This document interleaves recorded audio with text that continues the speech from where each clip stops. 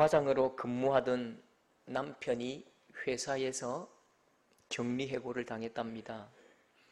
아내가 너무 살 길이 막막하고 속상해서 그 회사를 찾아갔습니다. 사장님, 우리 남편이 얼마나 이 회사를 사랑하는지 아십니까? 집에 와도 밤잠을 설치면서 회사 걱정, 앉아도 회사 걱정, 밥 먹을 때도 회사 걱정인데 왜 우리 남편을 해고하십니까? 크게 막 소리를 지르고 막 폐악을 부리니까요. 사장님이 고개를 갸우뚱하면서 그렇게 말합니다. 참 이상하네요. 김 과장은 회사에만 오면 집 걱정, 회사에만 오면 아들 걱정만 하던 사람인데 이렇게 말하더랍니다. 회사에 오면 집안 걱정, 집에 들어오면 회사 걱정, 안에 있으면 바깥 걱정, 밖에 있으면 안 걱정, 고3은 대학 걱정, 대학생은 취업 걱정, 취업하면 또 결혼 걱정, 나이 들면 노후 걱정. 이게 걱정이 근심이 마를 날이 없습니다. 대구에는 이런 이야기가 있습니다. 대구에만 있는 말입니다. 내 마음에 걱정 우물 마르는 것보다 금호강 물 마르는 게 더 빠르다, 이 말이 있습니다. 처음 들어보셨습니까? 금호강 물이 말랐으면 말랐지 내 속에 근심 걱정의 샘은 마를 날이 없대요. 날마다 퐁퐁퐁 어떻게 그렇게 새롭게 이 걱정과 근심의 제목들이 이렇게 많이 일어나는지요. 여러분, 염려와 근심, 걱정, 이건요 남이 나를 죽이는 게 아닙니다. 염려와 걱정은 내 속에서 태어나서 내 마음에서 자라다가 결국은 나를 스스로 죽이는 것입니다. 그래서 하나님은 분명히 말씀하십니다. 잠언에 심령의 근심은 뼈를 마르게 한다. 심령의 근심은 뼈를 마르게 한다. 여러분, 근심이 어디에 있다고요? 심령에 있다고. 마음과 우리의 정신에 있는 이게 우리의 뼈를 마르게 한다고요. 어디 넘어져서 내 뼈가 부러지는 게 아니라 내 속에서 일어나는 염려와 근심이 나의 뼈를 마르게 하고 뼈를 부러뜨리는 것입니다. 고린도후서에도 세상 근심은 사망을 이루는 것이니라. 근심은 사망으로 쑥 들어간대요. 여러분, 근심하게 만드는 현실 때문에 내가 망해가는 것이 아니라 근심하는 생각 때문에 영혼도 죽고 육신도 죽고 망하는 것입니다. 이 독일어에 보면 염려, 근심 이 단어를 보면 목을 물어 숨을 쉬지 못하도록 물어 뜯는다는 말입니다. 그러니까 사자가 사슴의 목을 딱 물어 뜯잖아요. 사자가 사슴의 목을 딱 물어 뜯고 숨을 쉬지 못하도록 숨통을 딱 조입니다. 그게 염려와 근심이라는 단어의 뜻입니다. 그래서 근심 걱정이 많은 사람들은 숨을 쉬어도 어떤 숨을 쉽니까? 크게 한숨을 쉰다고요. 왜요? 숨이 막히니까요. 가슴이 답답하고 이게 너무너무 괴로우니까 한숨을 크게 쉰다고요. 오늘 말씀은 근심의 늪에서 허우적대는 우리에게 근심하지 말라, 제발 좀 걱정하지 말라고 말씀하십니다. 여러분, 왜 하나님은 우리에게 염려하지 말라, 걱정하지 말라, 근심하지 말라고 하십니까? 여러분, 염려와 걱정은 아무런 유익이 없기 때문입니다. 27절 말씀 보면요, 너희 중에 누가 염려함으로 그 키를 한 자나 더할 수 있느냐?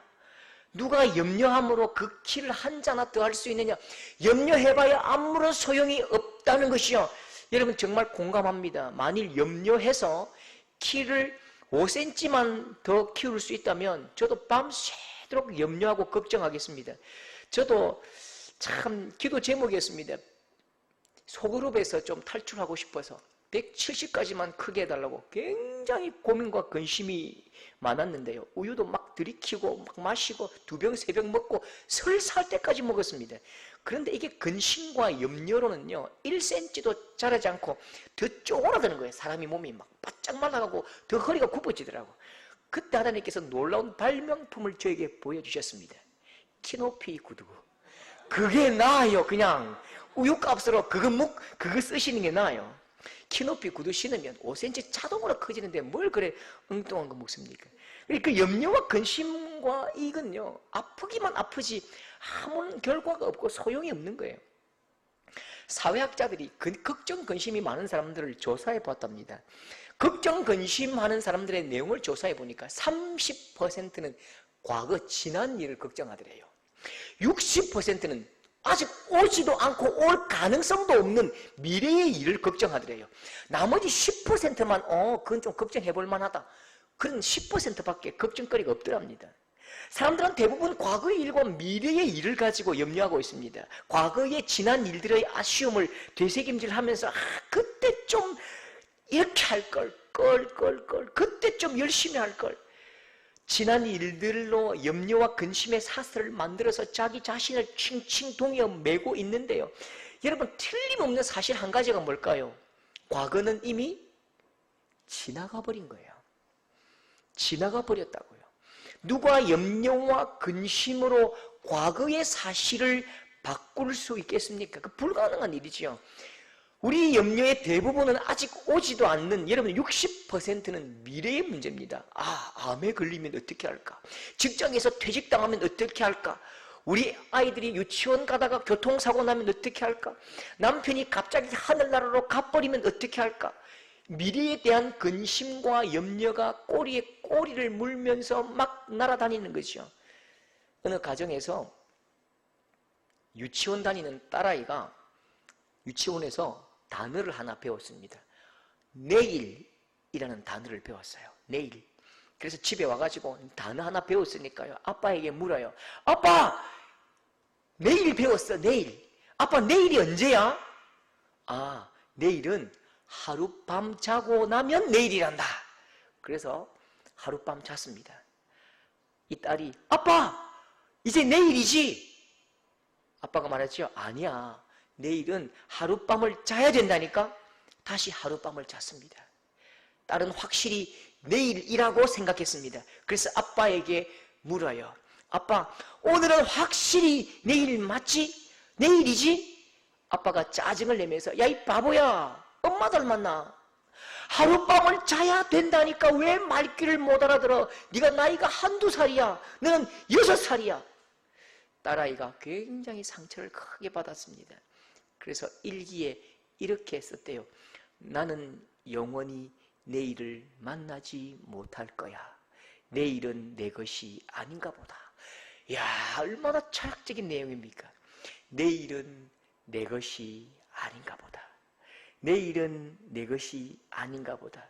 여러분, 내일은요, 우리가 가질 수 있는 시간이 아닙니다. 여러분, 그런데 참 감사하지요?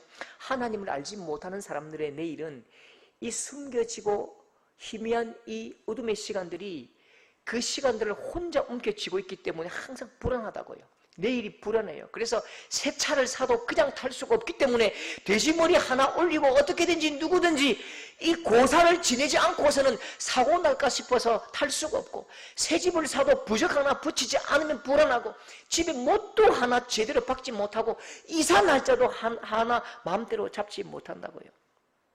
그런데 하나님의 자녀된 우리의 내일은요, 내일이라는 그 가려진 시간이 바로 하나님의 손에 붙들려 있는 것입니다.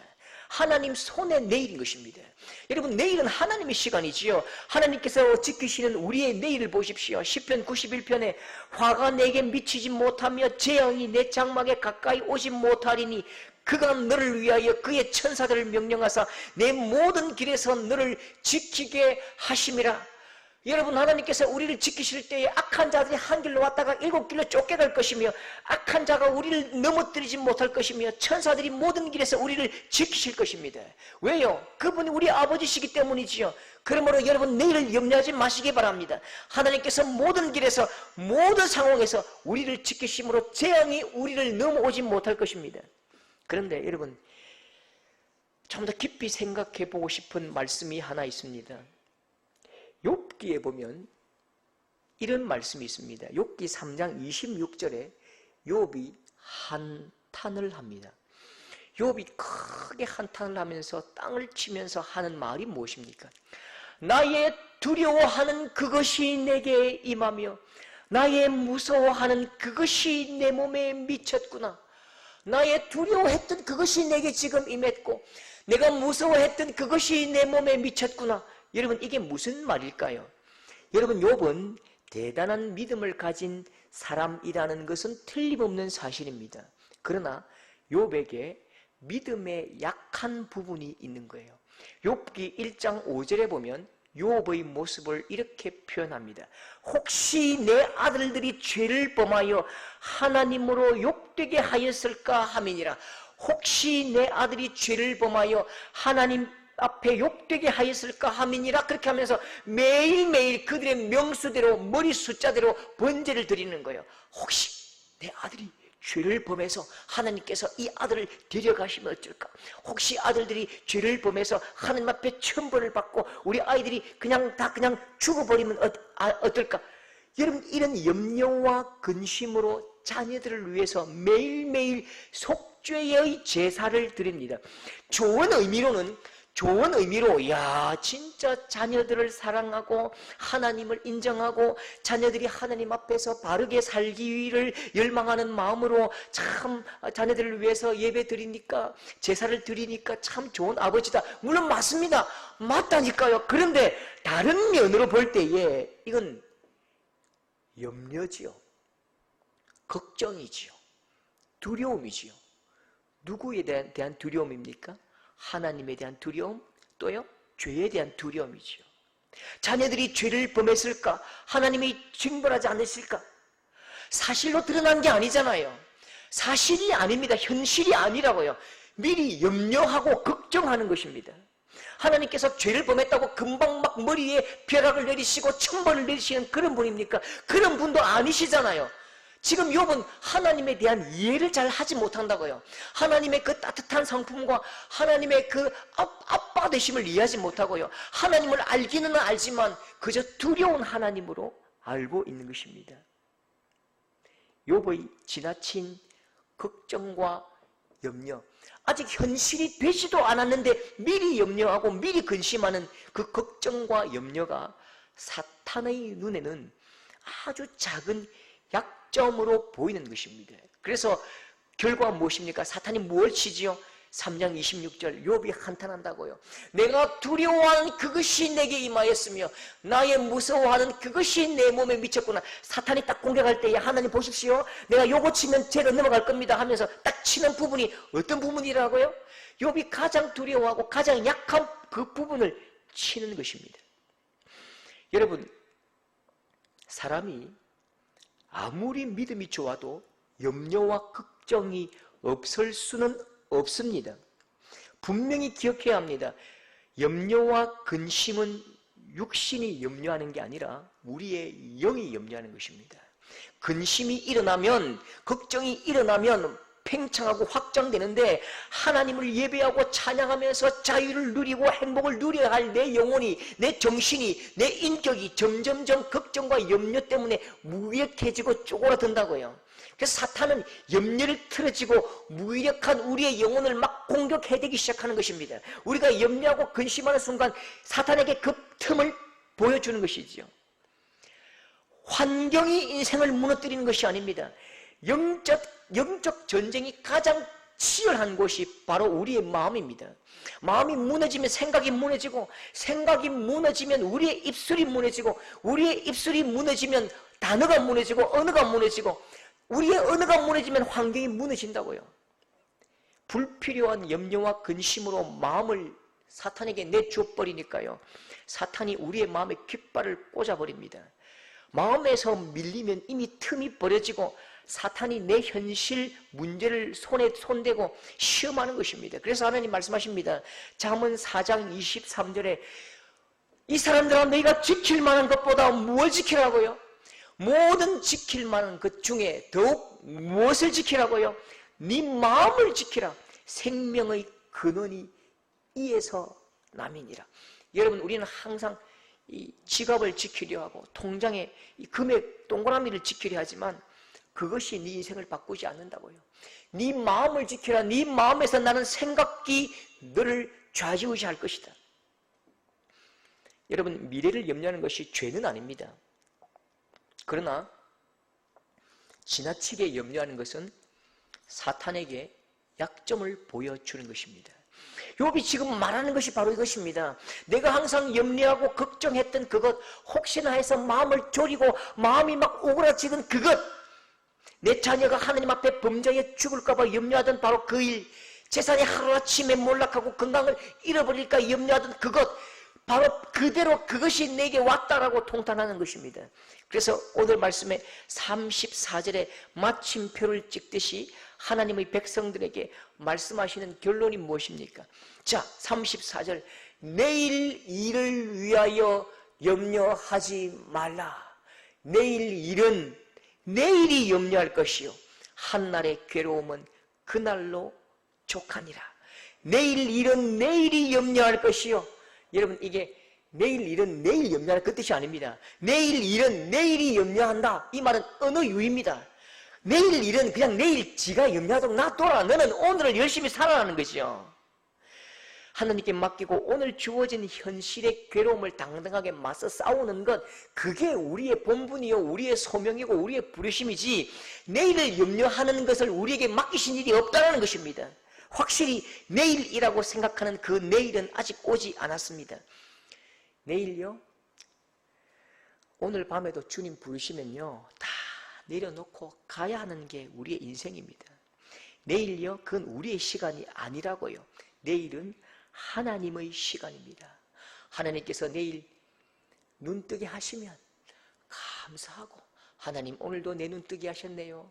감사합니다. 내가 눈뜨게 하신 하나님의 은혜가 감격하여 오늘 한번 열심히 살아보겠습니다. 그렇게 살고요. 하나님께서 내일 아침에 눈뜨게 하지 않으시면 어디 가면 됩니까? 예, 천국 가면 되죠. 예. 여러분, 그러나 우리의 내일은 하나님의 손에 붙들려 있다는 사실을 믿으시기 바랍니다. 그리고 절대로 안심하십시오. 그리고 오늘 최선을 다하십시오. 나의 내일은 하나님 손에서 가장 좋은 것으로 준비되어 있고 하나님께서 가장 좋은 것 주시기로 약속하셨다는 사실을 꼭 믿으실 수 있는 여러분 될 수 있기를 축복합니다. 우리가 자주 불렀던 그 찬양 기억하시지요? 내일 일은 난 몰라요. 하루하루 살아요. 불행이나 요행함도 내 뜻대로 못해요. 험한 이 길 가고 가도 끝은 없고 고뇌요.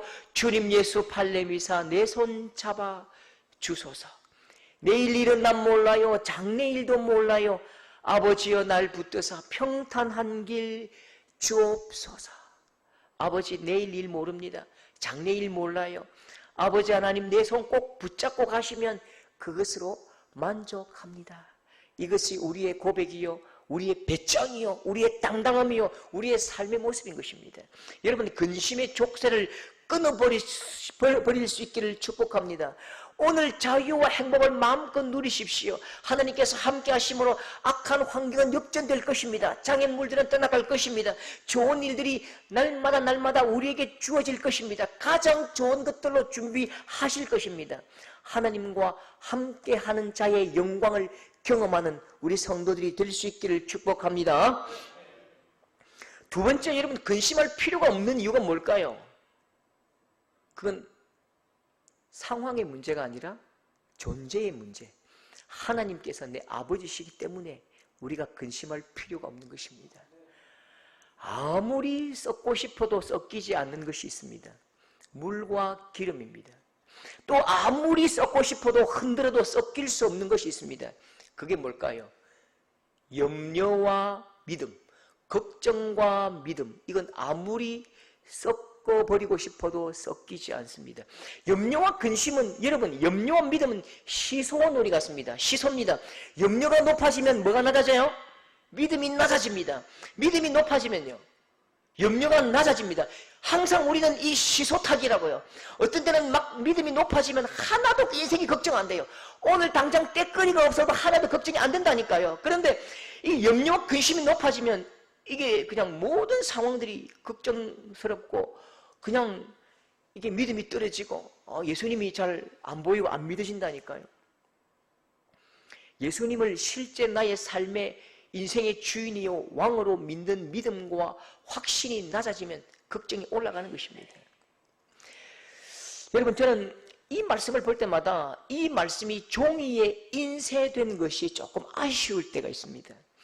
종이에 인쇄되면서 느낌과 감정이 많이 식어버립니다. 30절 하반절 보십시오. 하물며 너희 일까 보냐 믿음이 작은 자들아. 이 말씀을 하물며 너희 일까 보냐 믿음이 작은 자들아 이렇게 읽으면요 하나님의 마음과 감정을 담아내지 못해요. 이렇게 읽으면 안 됩니다.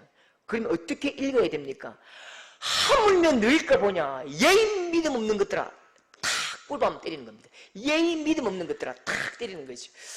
제가 이게 초등학생 때 여러분 영화를 볼 일이 없으니까 학교에 시골 학교에 영화 필름을 가지고 학교로 들어왔습니다. 시골에. 우리 30대는 잘 모를 거예요. 30대 모르실 거고 60대 70대 아시죠? 시골 학교에 영화 배급사가 와가지고 직접 학교에 안막을 치고 영화를 틀어줬다고요. 공산당이 싫어요. 뭐 이런 거 있지 않습니까? 그때 50원이었습니다. 50원. 50원을 내야 돼요. 50원 안 내면 못 들어간다고요. 50원 가지고 오라는 게 이게 너무 불편한 거예요. 우리 집 가난한데, 우리 집 가난한데, 우리 집 어려운데, 우리 집 형편이 어려운데 걱정근심돼서 아침에 학교를 못 가고 있는데요. 학교 안 가니까 아버지가 야, 왜 학교 안 가냐? 학교 안 가냐? 50원이 없어요. 영화 본다 했는데 50원이 없어요. 그때 머리를 다 때려. 자이 자식아 300원. 자이 너가 아버지 없나? 저도 우리 둘째 아들이 한 말 중에 평생 기억 남을 말이 있습니다. 아빠 우리 집 가난한 거 알아? 그래서 맛있는 거 못 먹는데요. 싼 거 먹는데요. 그래서 제가 막 2만 원 3만 원 주면서 이 자식아 아빠 안 가난해. 자 맛있는 거 뭐 삼각김밥 먹지 말고 피자 사 먹어라. 버거킹 가라. 이게 마음이라고. 아빠의 마음이라고요. 아빠를 무시해도 유분수지. 아빠 50원이 없어서 학교 못 가요. 이게 아니라고요. 오늘 말씀도요. 하나님께서 가슴을 탁 치면서요. 아이고 이 멍청한 녀석아. 하물며 너희가 보냐 예의 믿음이 작은 자들아 꾸밤을 탁 때리는 그 말씀이지요. 이 말씀엔 하나님의 말씀, 하나님의 책임이 녹아있는 무거운 말씀이라니까요. 하나님의 감정이 담겨있고요. 하나님의 책임이 담겨있는 말씀입니다. 여러분 제가 오래전에 지도하던 청년부 친구들과 이야기를 나누다가 프로포즈를 한대요. 이제 결혼할 건데 프로포즈에 대해서 막 토론을 합니다. 가만히 듣고 있었어요. 어르신들 프로포즈가 뭐냐면 옛날에는 결혼 허락을 신랑 아버지에게 받으면 끝이잖아요. 신부 아버지에게 받으면 끝이라고요. 아버지가 결정하면 끝이지요. 그런데 요즘은 결혼할 때에 신부 될 사람에게 허락을 받는답니다. 희한한 세상입니다. 신부에게 허락을 받는데 그 허락도 희한해요. 어떻게 허락을 받냐면 수백 개의 초를 켜고 하트를 만들고 카페를 빌려서 꽃다발을 준비하고 잔잔한 음악을 틀고 사랑의 글을 읽어주면서 눈물 흘리면서 무릎을 꿇고 꽃다발 갖다 바치면서 나랑 결혼해 줄래라고 해야 된대요. 그래서 제가 웃겨서요 그랬죠. 야, 니 뭐 부족하냐? 니 그래 후달리냐? 니 뭐 약점 잡혔냐? 이 청년들이 프로포즈 행사를 준비하기 위해서 한 달을 고민하더라고요. 돈을 막 100만 원씩 쓰고요. 엄청나게 돈을 많이 쓰고 막 고민하면서 프로그램을 짜고 막 불을 꺼주시고 막 음악이 나오시고 막 제가 답답해서 내가 한 가지 가르쳐 줬습니다. 그래 하지 마라. 그냥 이렇게 해봐라. 다 하룻밤에 국밥 한 그릇, 돼지국밥 한 그릇 다 사 먹고 손목대기 딱 쥐고 전봇대 밑에서 손목대기 한번 딱 쥐고 눈을 부라리면서 오빠야 못 믿나? 자야 행복하게 해줄게. 네 오빠야 못 믿나? 진짜 못 믿나? 그렇게 하면 되죠. 우리 다 그랬잖아요. 우리 어르신들 그죠? 이 한마디 오빠야 못 믿나? 오빠야 너 진짜 안 굶긴다. 그 한마디 책임지려고 40년 50년 동안 월급 봉투 따박따박 바쳤잖아요. 앞에 계신 분들 맞죠? 저도 그렇습니다. 지금 23년째 그 한마디 저는 오빠는 아니네요. 동생 못 믿나? 제가 나이가 적습니다. 하나님께서 우리에게 프로포즈 하시는 말씀이 바로 이 말씀이라고요. 하물며 너일까 보냐?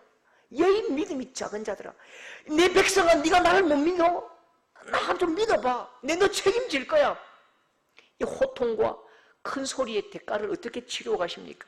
31절 32절, 무엇을 마실까 무엇을 입을까 하지 말라. 너희 하늘 아버지께서 이 모든 것을 너희에게 있어야 할 줄 아시느니라. 하늘 아버지께서 너희에게 있어야 할 것들 다 한다. 무엇 마실까 무엇 입을까 염려하지 마라.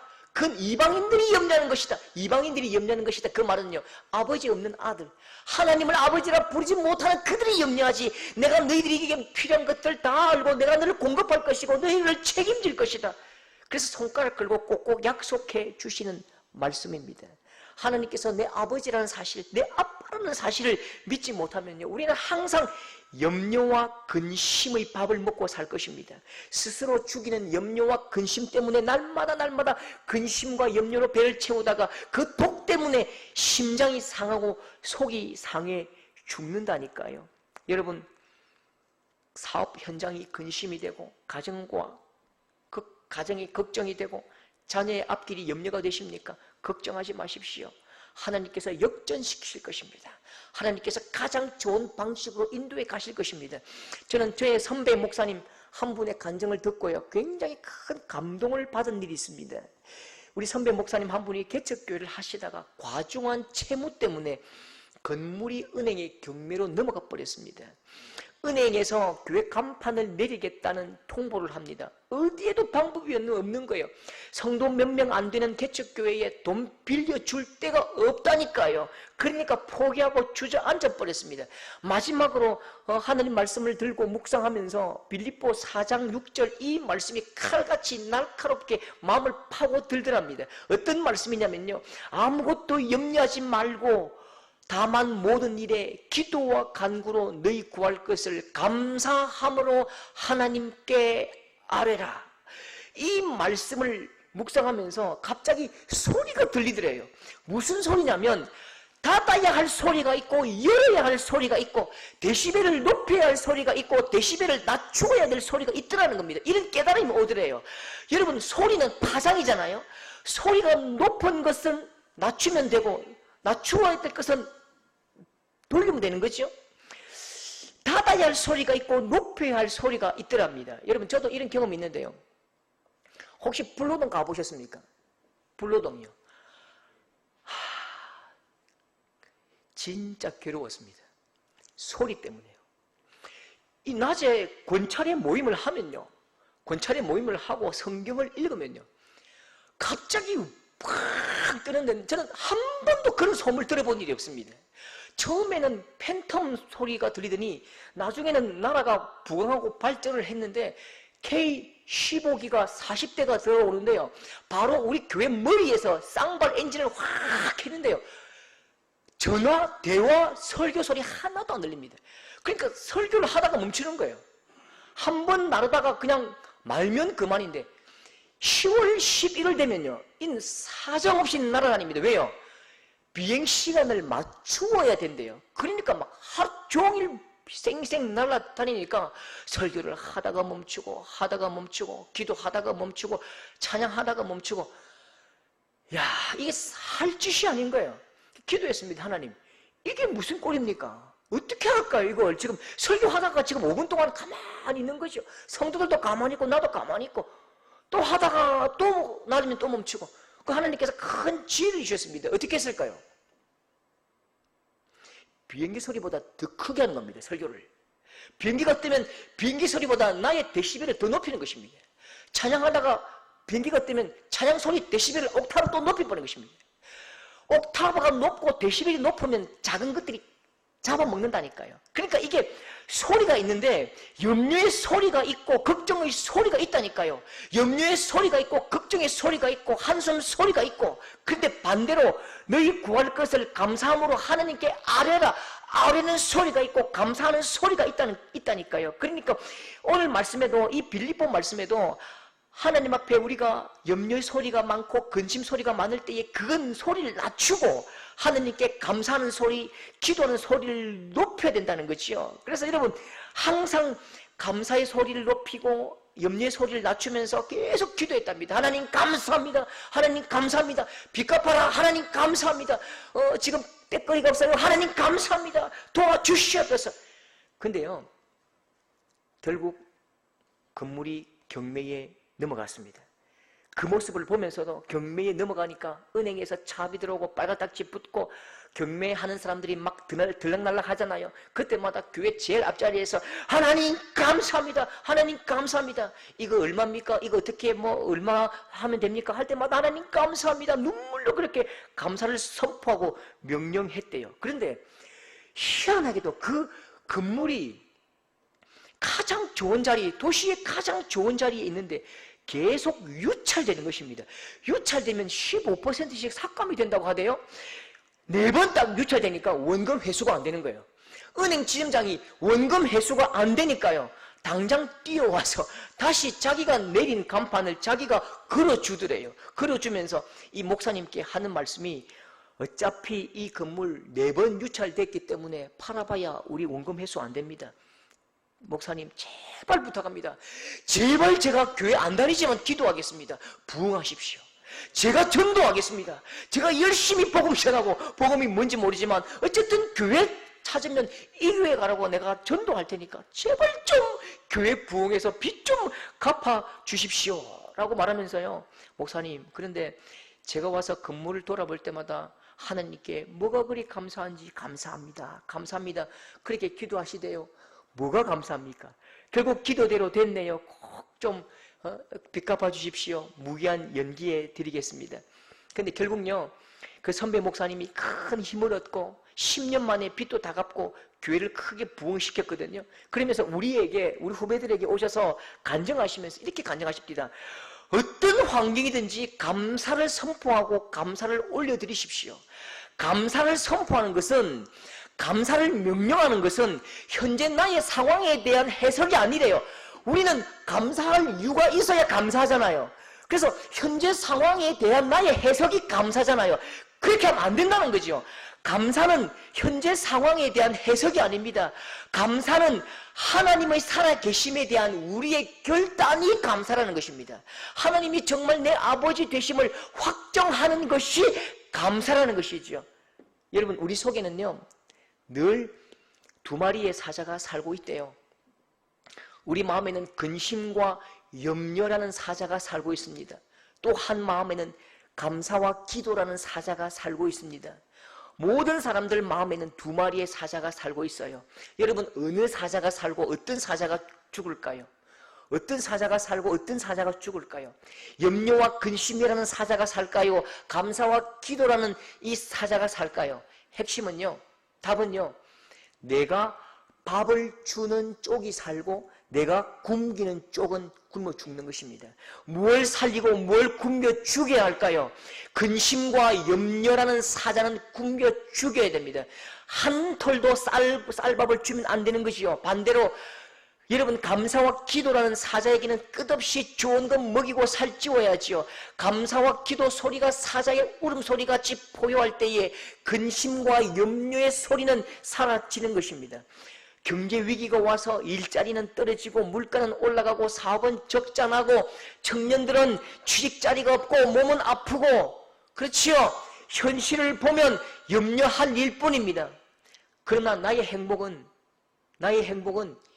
현실이 결정하는 것이 아닙니다.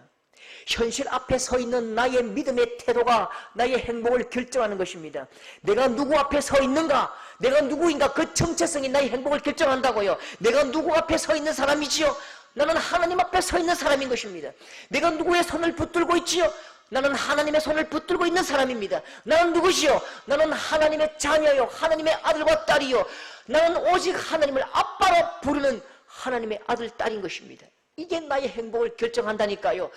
상황이 나를 결정하지 못하게 하십시오. 나의 존재와 정체성이 나를 결정하게 하셔야 한다니까요. 여러분, 어떤 환경에 서 있든지 하나님의 살아계심을 확정하시고 입술로 감사를 선포하시고 명령하십시오. 하나님께서 내 인생을 붙들고 가실 때에 여러분 우리의 삶은 역전되기 시작할 것입니다. 감사를 선포할 때에 감사 제목이 많아질 것입니다. 현실이 무겁고 어렵고 문제투성이지만 지금 나의 환경을 만지시고 만들어 가시는 분은 하나님이십니다. 그 하나님의 살아계심을 믿고 살아계심 앞에 응답하는 우리의 고백이 감사인 것입니다. 결국 나의 미래를 역전시키실 하나님의 손길에 대한 감사가 우리의 입술로 선포되는 것이지요. 여러분 모든 염려 근심 다 내려놓고 하나님의 인도하심을 마음껏 누림으로 진실로 우리 인생을 역전시키시고 복에 복을 더하시는 하나님의 은혜를 마음껏 누리시는 우리 귀한 성도들 될 수 있기를 축복합니다.